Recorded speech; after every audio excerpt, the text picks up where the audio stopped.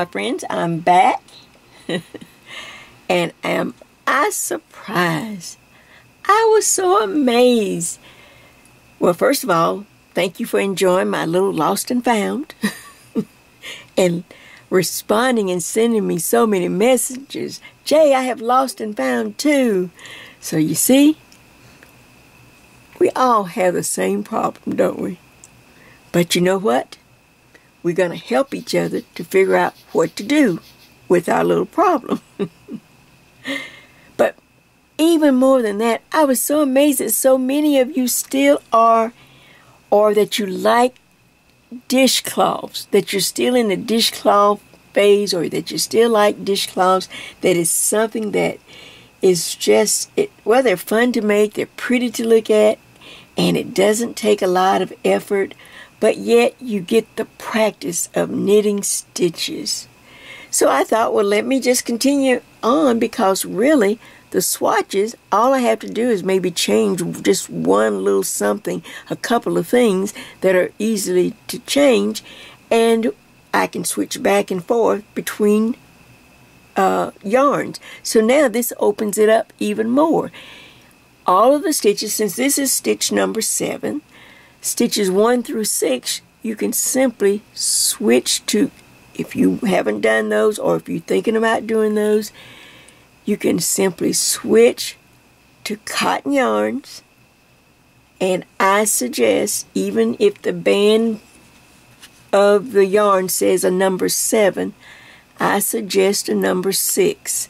So for cotton yarns, and it's on my little information sheet as you saw in the intro, for cotton yarns, a number 6, because dishcloths, you know, they're going to be, you know, some people don't use them, but for the ones who do, they need to be able to hold their shape. So the fabric needs to be more condensed, or just needs to be knit tighter. So in order to do that, instead of our regular number 8 that I can use on our regular yarns that we knit sweaters and scarves and things like that, go down to a number 6. I'm telling you, it makes great stitch definition. It makes a tighter fabric, and the dishcloth, you know, as you use it, or the person you give it to, then hopefully it will hold its shape and look, you know, decent for a long period. So does that make sense? So if you'd like to go back and do my stitch tutorials, I've only done 6 so far. This is number 7, and you, like Jay, I got excited. You know, the swatches I was kind of watching, but when you said dishcloths, I thought, you know what? I've got a lot of cotton. Well, now, just like I have, you can pull that cotton down. Instead of going out buying more, go through your stash. But make sure, on my suggestion, to get a number 6. And I was using like a number 6. It can be like a 29-inch. You don't really have to have, you know, super long. Or you can use straight needles if you have number 6 straight needles. It works just fine. I'm just, you know, hadn't used them so long, it feels awkward to me. So I have number 6 circulars, 29 inches long. Does that make sense? All right. And the only other thing that we might change, we've changed the yarn for the swatches. If you'd like to do cotton and say, okay, instead of a swatch, Jay, I'm going to do a dishcloth swatch. All right. So I'm going to use a number 6 to make, you know, to make the stitches smaller. All right, and the only other thing that you will notice, to keep the dishcloth, like I said, in its shape, to keep a shape and make it more durable, the borders used on dishcloths are a little wider. So instead of a number 3, like I would normally use for a swatch, I just increased it to number 4. So you would add one more stitch on this side from a 3 to 4, knit 4 for the border, slide the marker, and continue across. Then on this side, of course, you'd have the same thing. You'd slide the marker and knit 4. So I will just go ahead and I went ahead and put it as my working formula, since I am working in cotton on this one. And, you know, if I have to remind you every once in a while, whichever yarn you want, our regular number 4, mainly acrylic yarn for us, you will stay with a number 8 needle. It just makes a prettier fabric that weight of yarn, that kind of yarn, with the number 8. But for cotton, please give it a try. Go down to number 6. Now, if you don't have a number 6 right now, you can always order. I mean, you can go ahead and do the stitching, anything. But the bigger, the larger the needles, the less this cloth will hold its shape and hold up.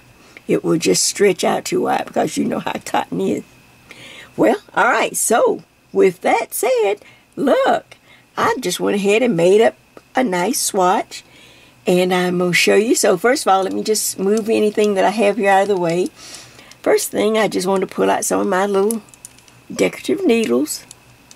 These are some I got years ago at some little, you know how people have,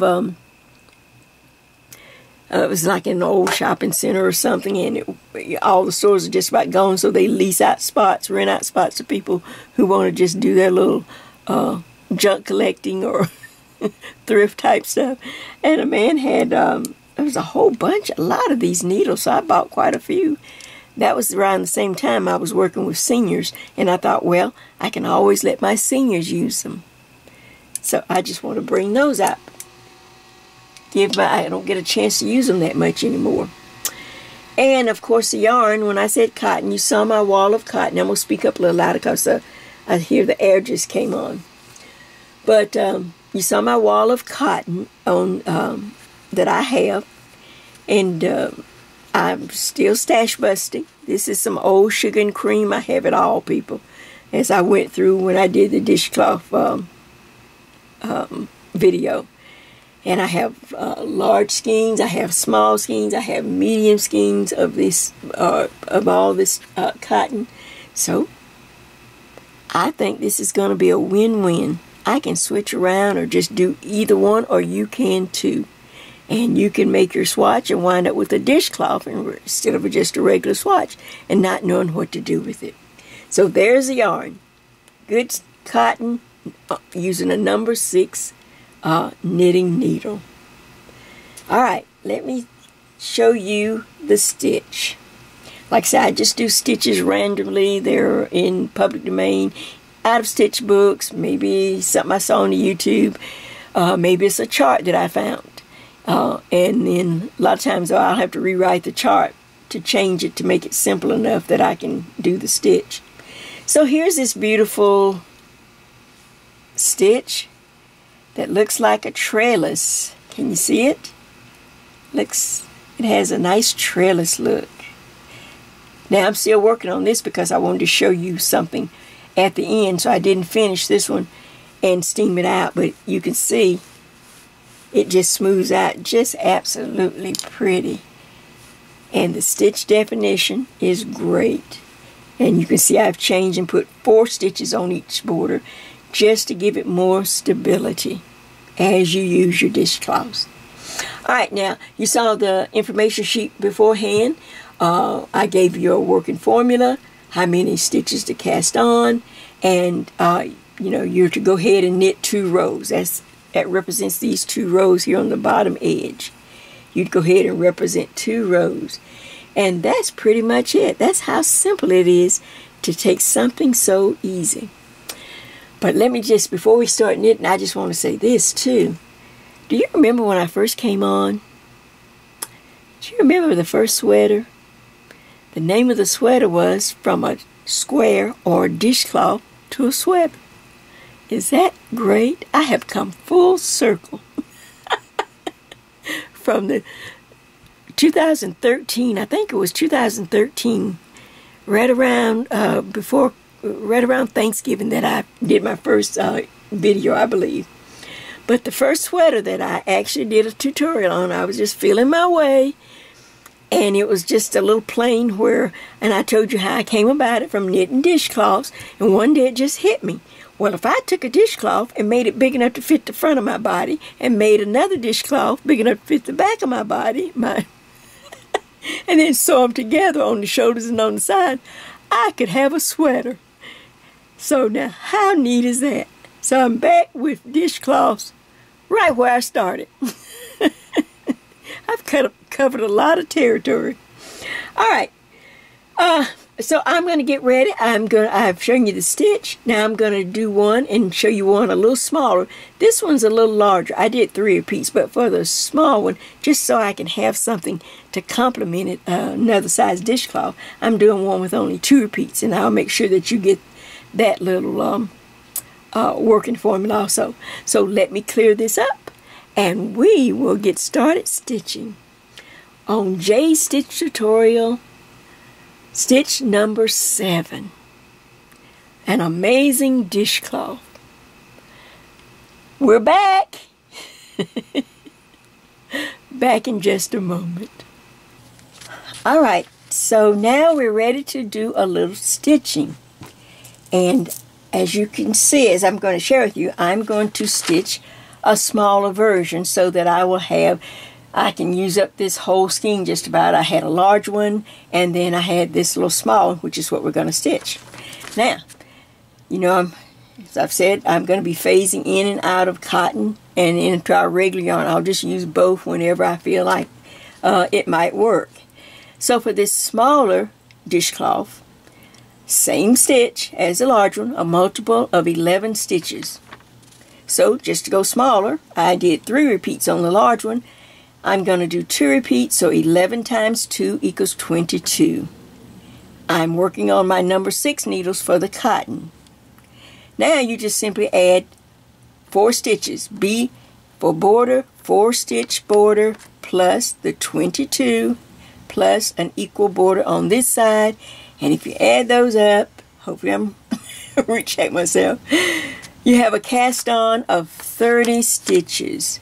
30 stitches to make this smaller version, and then just go ahead once you finish casting on and knit 2 rows, and then we will be ready to work row 1, and it will be the right side. So here's the smaller version as I've started it. Alright, you cast on, knit 2 rows, and we will get started. Row 1. Alright, so now on this smaller sample, my 30 stitches, I have 2 markers in place, and you see I have already repeated the sample at least twice. There are 12 rows. 6 of the rows are purl on the wrong side, and here's the wrong side. I don't know if I showed anyone the wrong side, but that's the wrong side. Alright, so now the right side, we are on row 1, and the row 1 reads, it starts out with a sequence. It says knit 2 together, yarn over, and do it twice. Knit 2 together, yarn over, see? Then knit 3, another sequence, yarn over, slip, slip, knit, and work that twice. And just repeat that across the row. Now that's going to start out nice and simple, nice and easy. Really, the stitch looks a lot more complicated than it is. It's not hard. If you're new, if you're really new, it may take a little more concentration to make sure you stay on track. So the first thing, according to our working formula, let's get myself a little yarn here before I even start. Okay, so I'm going to knit my 4-stitch border right here. Now you might say, oh Jay, you're not using bamboos. Well, back in the day when I was doing dishcloths, I bought this whole little, these little cheapy needles. It's strictly, they're number 6s, strictly for knitting dishcloths. I mean, I bought like, I don't know, maybe 20. I found them at a little thrift store for $1.25. And I didn't know if anybody else was going to use them. Look, so I just raked them all off. So I wound up with all these needles when I was knitting dishcloths. These little but they have a drag on them. They're not slick like, you know, your standard metal needles. These have a coating and they have a little drag on them. So voila, I thought I'll work on these again. Alright, so now I've knit my 4 stitches, my border. I slide the marker. Now, let's work this together. We're going to take our time. Alright, here we go. It says knit 2 stitches, should be right on the screen. Knit 2 stitches together. Alright, that's 1, then yarn over. Then do it again. Knit 2 stitches together. Then a yarn over the needle. Now, knit 3 stitches. 1, 2, and 2 and 3. It's really humid here today. I closed the window, but then there's a bird right here by the air conditioner.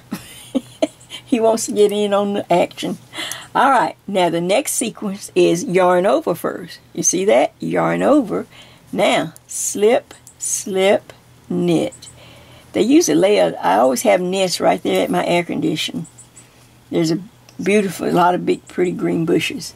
Alright, that was one. Yarn over, slip, slip, knit. Now do it again. Yarn over, and then slip, slip, and then reach back and knit those 2 stitches together. Going backwards, this way. Just like that. Maybe I need to stop talking. Alright, I've done that twice, and guess what? I go back up to the beginning of the row. And the repeat is knit 2 stitches together. Then yarn over. Do it again. Knit 2 stitches together. Then yarn over. Oops, drop a stitch. Okay, then don't forget, then yarn over. Alright, now knit 3. You're going to go 1, 2, and 3. Alright. The last sequence is yarn over, and then slip, slip, and then go back in and knit those 2 together like that. Slip, slip, knit, and you have to do it again. Yarn over, slip, slip, knit. I thought this shorter one or smaller one would go a little faster. Now I'm at the end, and I slide my marker, and I just knit those 4 border stitches on this end. Just like that. Alright, now, of course you're down here. You've just knit 2 rows and you're just getting started. But, there you have it. Now listen, when you turn the work, row 2, of course, will be on the wrong side. All wrong side rows, you knit the borders and you purl all the stitches, being careful not to drop your yarn overs in between the markers. Alright. So, do that, and I will see you back, and we will be ready to work row 3. Watch your yarn overs. Alright, so we're ready to start row 3, and row 3 reads, knit 2, yarn over, slip, slip, knit, yarn over, slip 1, knit 2 stitches together, and reach back and pass the slip stitch over, yarn over, knit 2 together, yarn over, and in with a knit 2, and you just repeat across the row. Now if you are new or returning, you haven't knitted in a while, as you can see there are a little abbreviations in knitting, and you will the more you knit and the more you see it written line for line, then you will get used to it and you will start to recognize.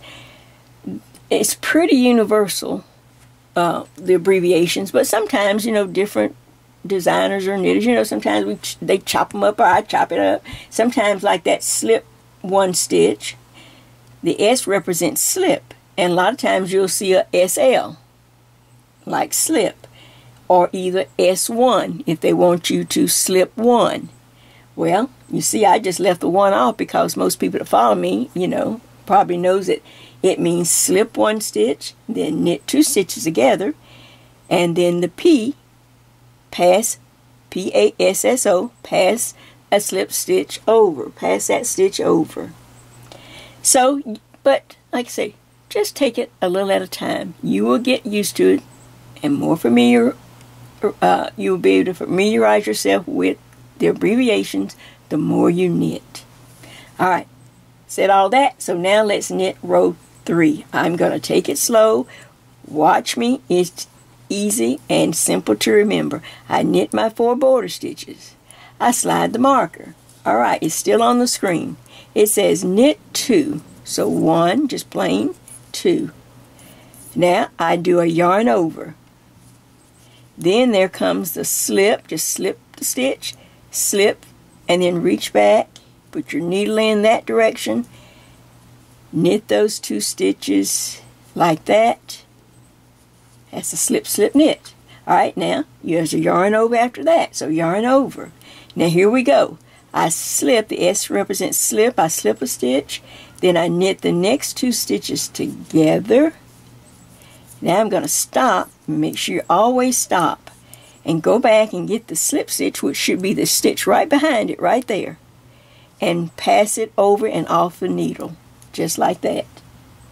Now there's another yarn over. So I yarn over. And then I have knit 2 stitches together. Guess what? There's another yarn over. And just end the row, or this part of this repeat with knit 2. That was 1, and here's 2.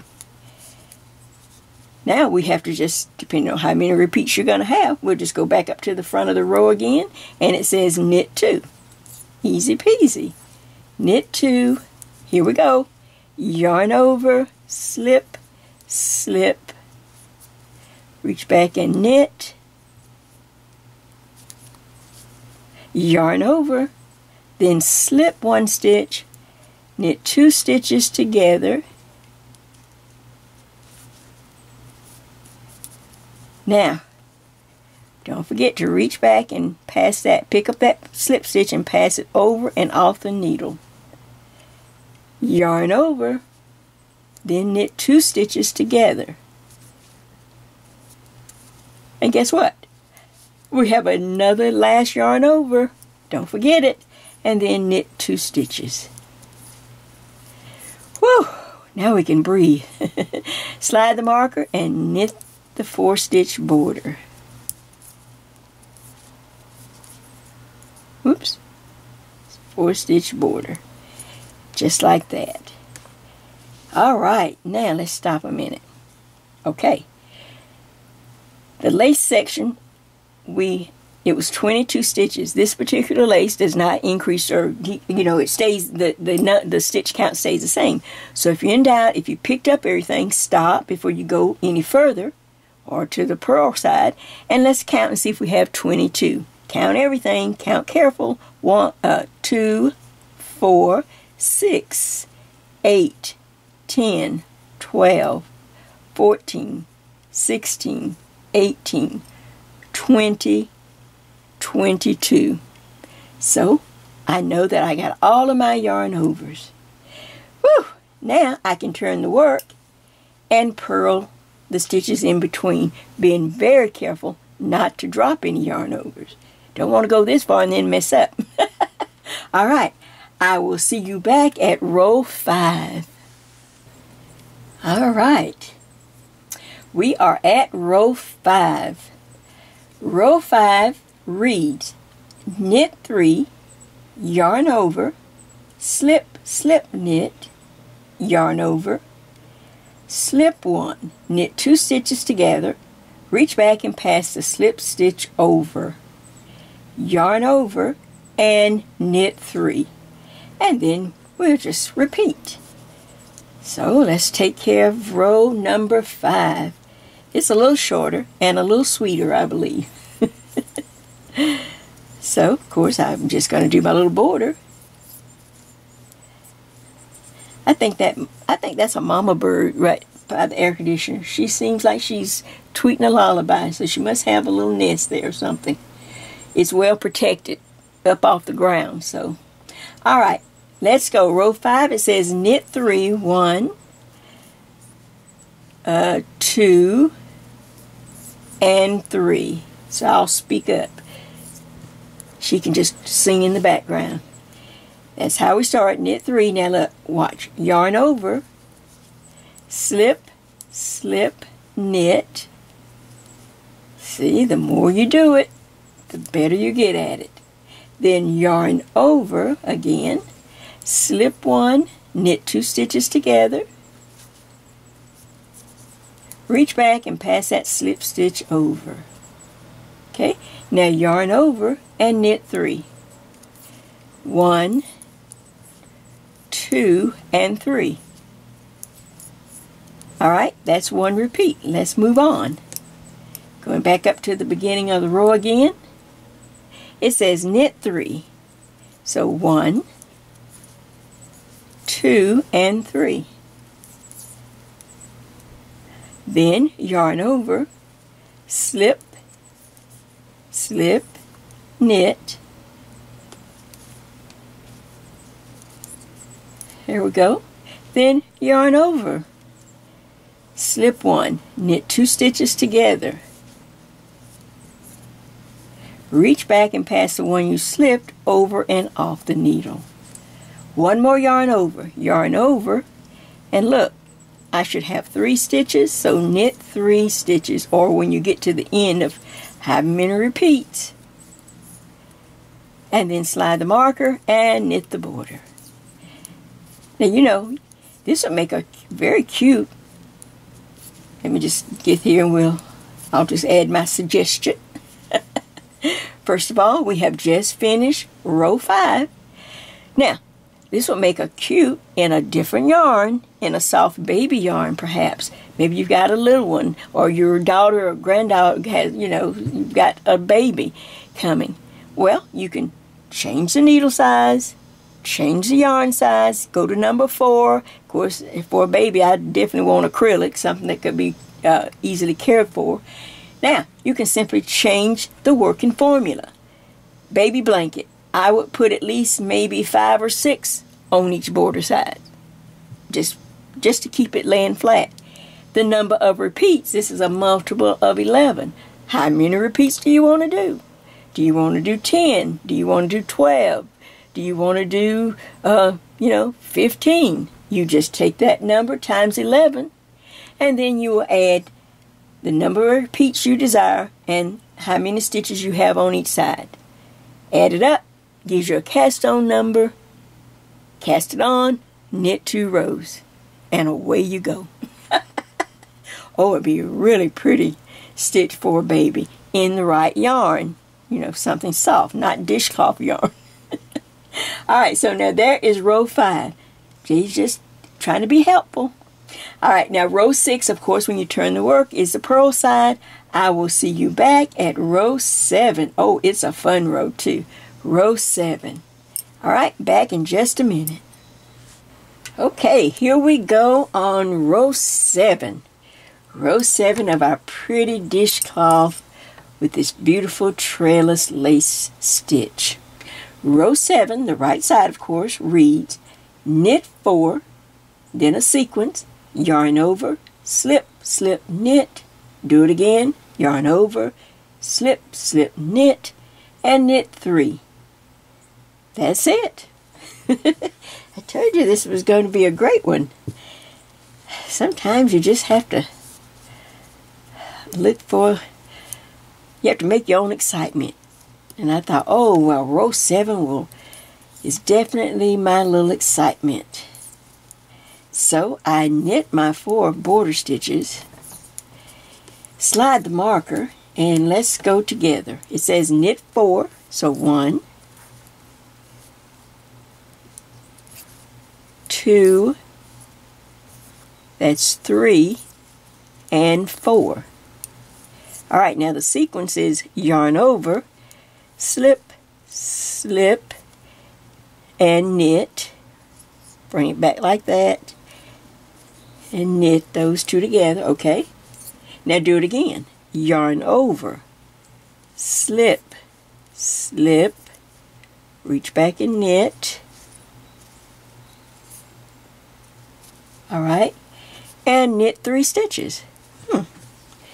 No yarn overs, or boy, this is just to the point. So knit 3. 1,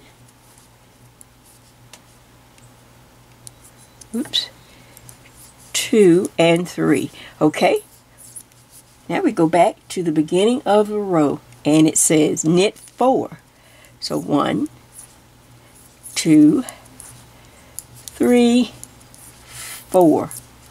Here we go. Yarn over, slip, slip, knit,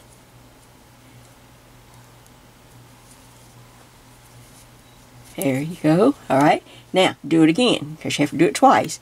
Yarn over, slip, slip, knit.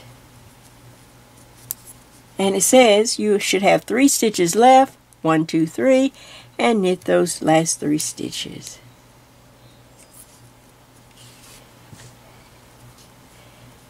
So 1, 2, 3. I slide my border marker, yay, and I have my 4 border stitches to knit. Every one, everywhere. And believe it or not, that is the end of row 7. You see it. It got pretty. Now, when I suggested a minute ago about a baby's blanket, this particular stitch has a lot of holes, large holes, especially since you're going to be working, you know, in a larger yarn and probably larger needles, anywhere from a 9 to a 10. Look on your band when you buy your yarn. You know, like if you got a pound of love, you probably can use a 9 or a 10 size needle. Make it up.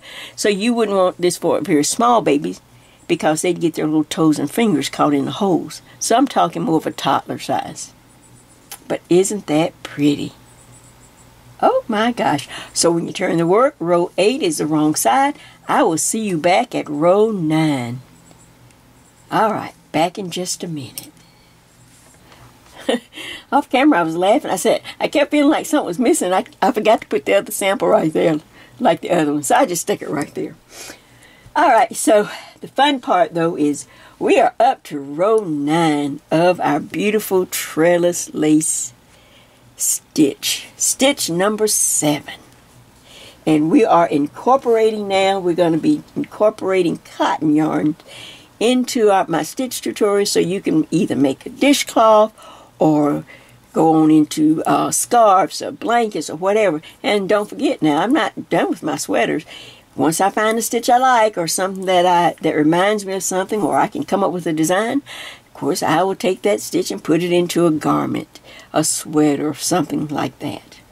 Alright, now row 9 reads, knit 2 together, yarn over, knit 1. Then there's a sequence. Yarn over, slip, slip, knit. Do it again. Yarn over, slip, slip, knit. And then end with knit 2. Alright, row 9. Together now. Knit 2. 1, 2. Just it's on the screen. Knit 2 stitches together. Okay, then there is a yarn over, knit 1. Now the sequence is yarn over, slip, slip, and then knit those 2 together like that. And you have to do it again. Yarn over. Okay, now slip, slip, then knit. Alright, slip, slip, knit. Make sure I got them both. Alright, and then just simply knit 2 stitches. 1, 2. Alright, let's see. Then you go back up to the front of the row. It's on the screen. Knit 2. 1, 2. Alright. Now knit 2 stitches together. Then there's a yarn over, knit 1. Now the sequence again is yarn over, slip, slip, knit,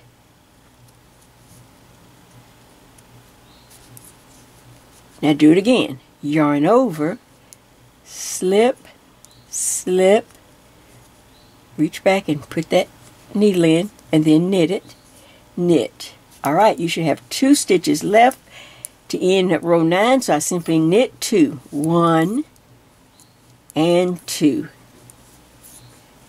Alright, I slide the marker and I knit my 4 stitch border. There we go. Whew. All right. That was row 9. Of course, the wrong side will be row 10. I will see you back on row 11, our last pattern row for this stitch number 7. All right, back in just a minute. All right, so we are up to row number 11, the last actual pattern row. So, well, I guess we should read it first. I got excited there. Row 11 says knit 1, then a sequence. Knit 2 together, yarn over, and repeat that. Then you'll knit 1, then a second sequence, yarn over, slip, slip, knit. You'll repeat that twice. Well, repeat it again. Repeat the whole thing 2 times. And then you will simply end with a knit 1. It's on the screen, so don't get confused. Oh, so I'm going over and start the actual pattern. All right, row 11, it says knit 1, and then we have the first sequence. Knit 2 together, then yarn over. Now repeat it. Knit 2 stitches together, and then don't forget to do a yarn over. All right, then you just simply knit 1 stitch in between. Now the next sequence is yarn over. Slip, slip, knit. Just kind of opposite a little bit. All right, let's go again. Yarn over, slip, slip, knit. All right, and then knit 1 stitch. All right, go back up to the beginning of the row, right there on the screen. It says knit 1. Now, knit 2 stitches together, yarn over. Do it again. Knit 2 stitches together, just like that. Then yarn over. Now knit 1 stitch. And then the last sequence is yarn over first, then do a slip, slip, knit. All right, again, yarn over, then do the slip, slip, knit. I hope I didn't split my yarn there. Looked like I split my stitch. Let me make sure I didn't split my stitch. Okay, so it was slip, slip, knit. Sorry, that's where I left off. Slip, slip, knit. It's on the screen. And then I end with a knit 1. That last stitch right there, I just simply knit it to end row 11. I hope I was on camera. Oh gosh. Alright, so now I just knit my 4 stitch border. Woohoo! Now listen, the complete pattern is rows 1 through 12. So of course I have to turn the work and work row 12, which is simply a purl, knit the borders and purl the stitches. Alright, so what I want to do is show you something, and then I'm going to work off camera and then come back with 2 complete projects done. So first of all, here's a project that I'm working on, the small dishcloth, and I'm just going to knit up some more rows. You can just knit, you just make them as large as you want to have them. So I'm going to finish this one, but I want to show you how, once you decide how large you want it, how to stop it. I think I just took it for granted. Maybe a lot of people, a seasoned knitter just knows what to do. You just kind of, okay, yeah, I do that. All right.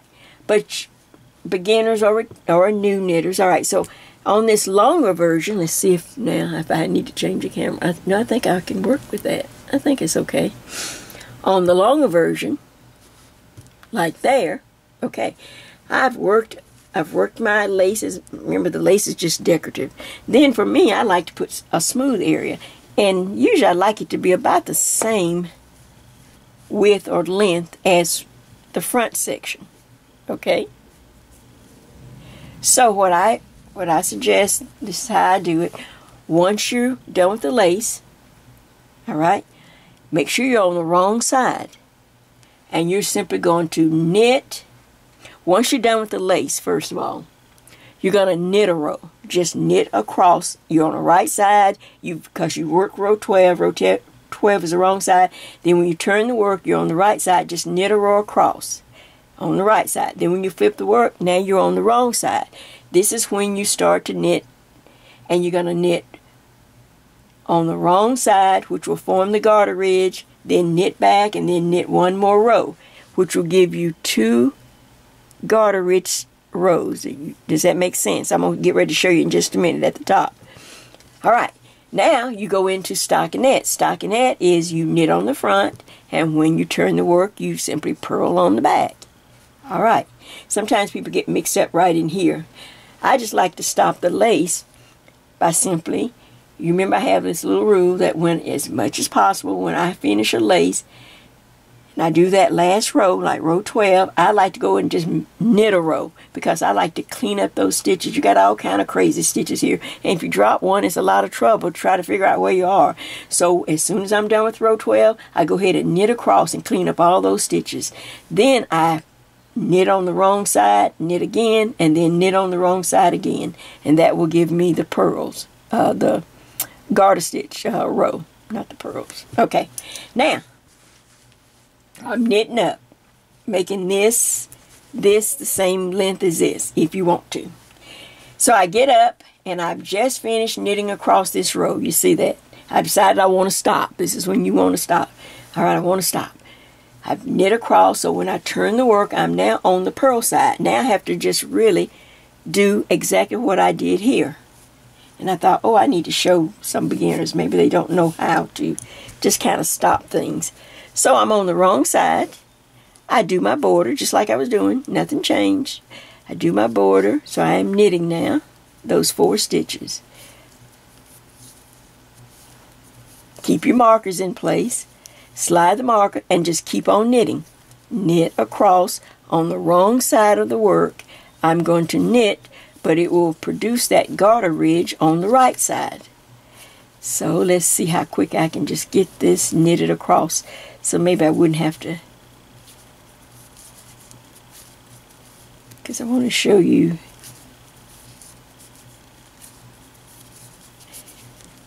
This is just a good way to just always, when you decide to stop, decide on the wrong side. Okay, I'm ready to stop.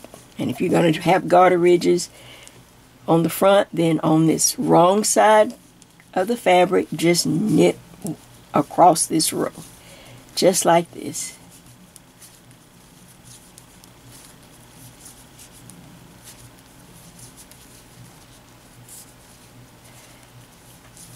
Nothing special. There's no lace anymore. It's just plain stockinette. Knit on the front, purl on the back. But in this instance, because we're stopping the work, we are actually knitting on the back, on the wrong side.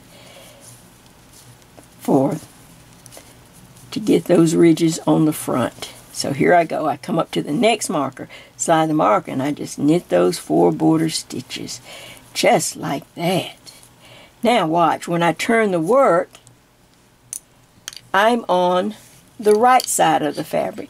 But as you can see real close, look at that. You can see the little ridge because it forms a garter ridge on the front. Now listen. Alright. Just to save time, I want you to knit. Now we're on the front side, so of course you just knit. You knit back across this row, and then I will come when I get to the end of this row, because the next row we will bind off, but in knit stitch on the wrong side. So on the right side, just knit across, and I will see you in just a minute. Alright, I am ready. I just finished the front, so now I'm on the wrong side of the fabric again. I'm going to speak up a little louder. Someone decided to cut their grass, but I'm too close to stop. But I am on the wrong side now. I actually want to in the dishcloth and I want to bind off on the wrong side. Most people bind off on the right side and it puts that funny edge on there, but if you would just try this on the wrong side. So I'm going to knit, do a knit bind off. I knit the first 2 stitches just like that, even though I'm on the wrong side. I am binding off. Then I reach back and I bring the second stitch. I just bind off just like that. Then I knit the next stitch and I bind off. Keep it loose. That's the only thing you have to remember on trying to bind off. Just shake your yarn a little bit. Or now when I get to the mark, of course I'm binding off, so then you can drop all of that. That's out. I just keep knitting stitch by stitch and reaching back and binding off. Don't get excited and start knitting across. No, you're binding off the row on the wrong side, but I'm using the knit stitch, not the purl stitch. And you just take it, there they go. But that's okay. Jay is determined. Oh man, I tried to do it last night, but I'm telling you, I was just too tired, people. I could just want to crawl into the bed. So I am binding off. Don't get distracted. Just like this. I'm going to bind off just a few. Then I'm going to stop so I'll have time to run and try to finish everything so I can take pictures. My son may pick this one up tonight. And if he picks it up, then I may be able to get a turnaround and have this ready by Sunday. I've kind of like having something to kind of share with all my friends on Sunday. Just a day of rest, just to relax. We're still sheltered in. Alright, so now I'm going to get to a stopping point. I keep it loose. All I'm doing is binding off with the knit stitch, not purling, but knitting, even though I'm on the wrong side. This is the last row, and I will be done. Alright, I'm just to save time. Alright, so now when I'm going to pull up this loop right quick so I don't lose it, and then I'll do the rest off camera. Alright, so here we go. Here is, so now you have the same 2 garter ridges you had here. I make the transition on the wrong side. Wherever I want garter ridge to appear on the front, you make the transition or the decision on the wrong side, and you will knit on the wrong side, and that will produce the garter ridge on the right side.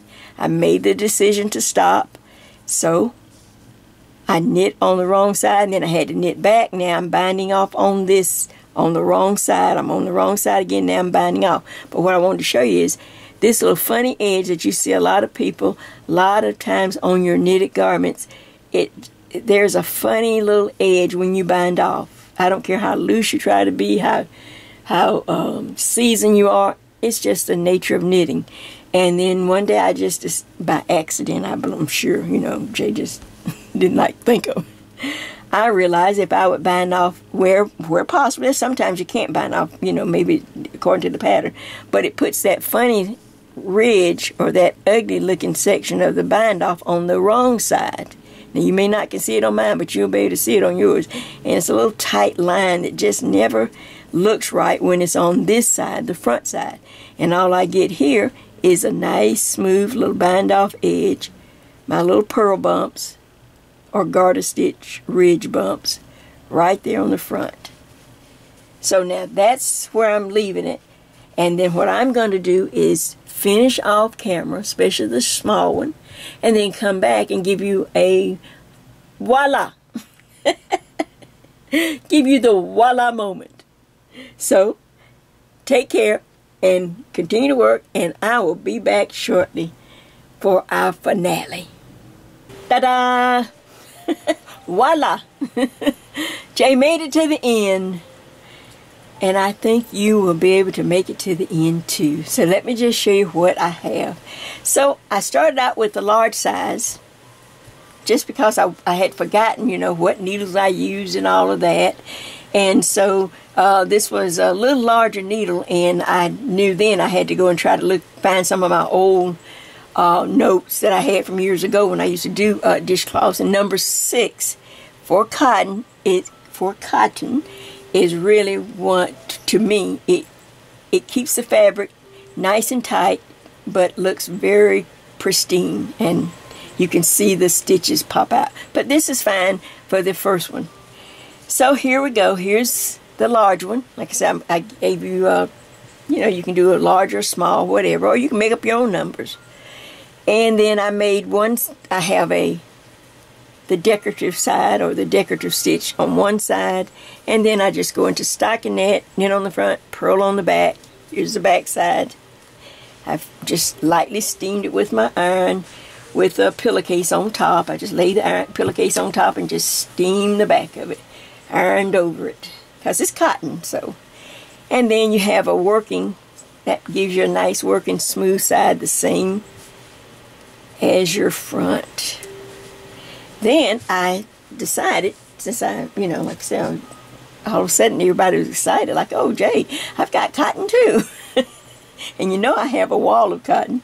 So I decided to do a smaller version just to see, and then so I could do the tutorial and do it a lot quicker than trying to, you know, do all of this one again on camera. So there's a small version where I just did 2 repeats, and it still looks just as nice and pretty, and it's nice and tight. Now on this one at the end, remember I showed you how to finish off. I did a couple of extra rows. I just went 2 extra more rows of knitting to get those garter ridge stitches on the front, just to make the top of the dishcloth just a little more, let it stand out a little more.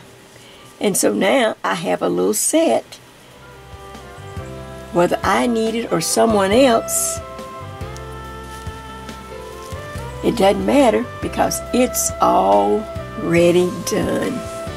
It's already finished. It's really pretty. I'll pull in a little more. So pretty. Let's bring it this way a little bit. Look at that. My camera's going out, so I'm gonna have to get off. This is Jay, and this is Jay's Knit and Purl Jam with stitch tutorial number 7. See you soon. Bye-bye.